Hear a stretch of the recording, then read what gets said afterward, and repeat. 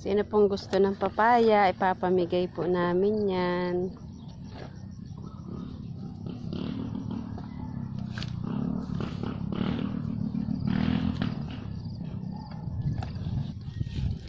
Sayang po kasi kaya lalagay ko po sa tabing kalsada para yung mga gustong maggulay, magtinola. Ayan.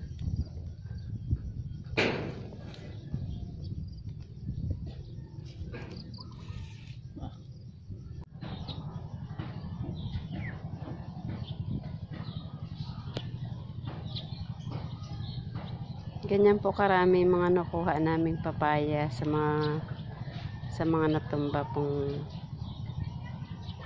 at mga nabali kong papaya.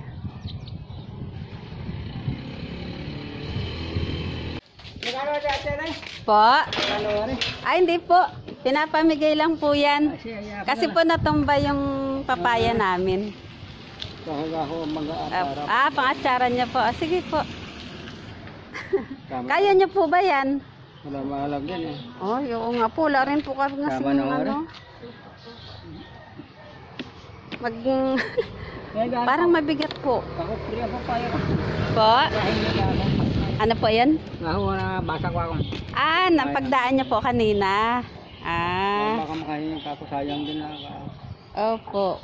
Pinapamigay ko po talaga kasi ang daming natumba. Ay, nasira diyan. Ay, naandun po sa looban. Sa likod bahay po namin. Saan po kayo nakatira, tay? Sa Batangas pa ho.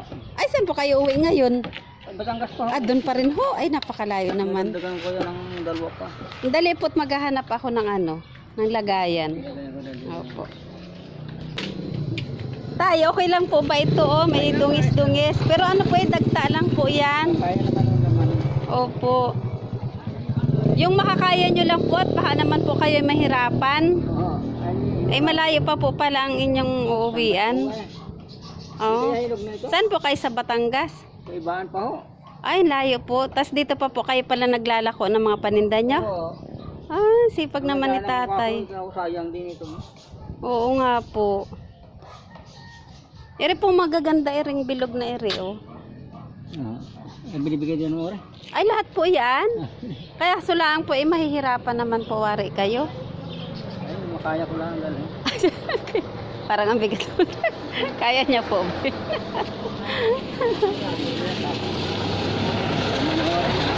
Apo, ingat po kayo.